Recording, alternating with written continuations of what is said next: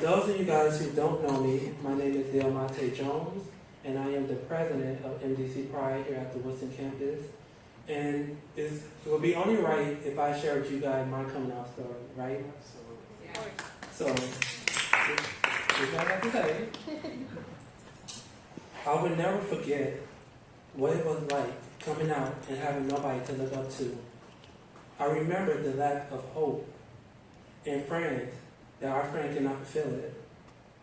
I can't forget the looks on the faces of people who lost hope, be they gay, be they seniors, be they blacks looking for an almost impossible job, be they Latin trying to explain their problems and admirations in a tongue that's foreign to them. I personally will never forget that people are more important than buildings. I use the word I because I am proud. I stand here tonight in front of my gay sisters and brothers and friends because I am proud of you. And for decades, the LGBTQ community has been slandered nationwide. We've been tarred and we've been brushed with this picture, this image of a disease-infected community. It is not enough anymore to have our friends, our allies, to represent us, no matter how good that friend may be. You see, the black community made up its mind about that a long time ago. Those myths against black that can be dispelled by electing black leaders, so the black community could be judged by leaders and not by the myth. The Hispanic community must not be judged by the Latin stereotypes and myth. And the time has come when the LGBTQ community must not be judged by our stereotypes and myth. Just like every other groups, we must be judged by our leaders and by those themselves who are LGBT, those who are visible. For invisible, we remain in limbo, a myth.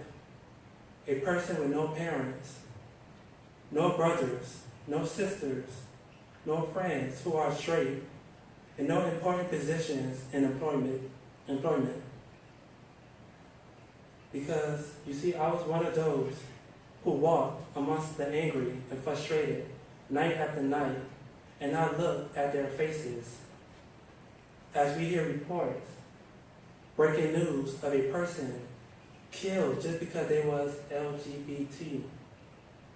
And those nights, I walked amongst the sad and frustrated.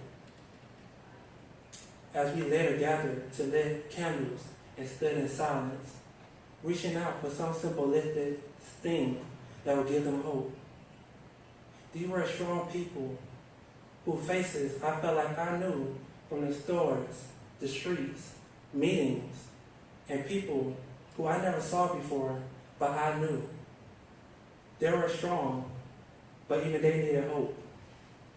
And for celebrities who are coming out on TV, online articles, these are some of the examples that young gay people have to look forward to as hope. And you have to give them hope. I have to give them hope. We have to give them hope. Hope for a better world. Hope for a better tomorrow. Hope for a better place to come to if the pressures at home are too great.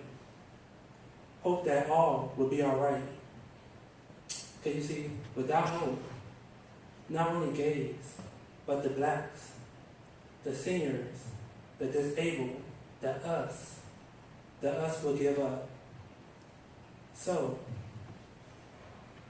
if there is a message I have to give, it is that I found one overriding thing about my personal self. It's the fact that if a gay person is seen as a leader, it's a green light. And you and me have to give people hope. Thank you very much.